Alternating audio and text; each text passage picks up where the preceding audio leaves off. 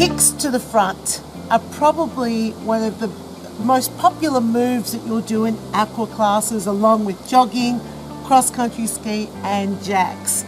And today I want to bring a focus to kicking to the front of the body, because there's a lot of variety and a lot of scope for this, and it's all about, of course, how to do the exercise as well. So it's not just about let's kick to the front and get the heart rate up. It's more about how you're performing it with your upper body, because that will actually help you with gaining the lift off the bottom of the pool. Now there's two types of kicks. There's what we call straight leg kicks and what we call bent knee kicks. So I want to identify the difference between the two. Straight leg kicks to the front.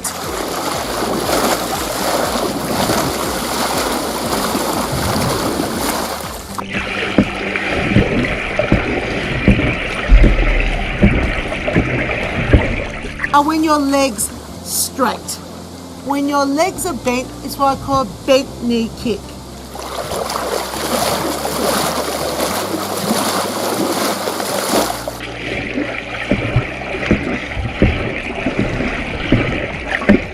And they are different, they feel different, and they work the body differently.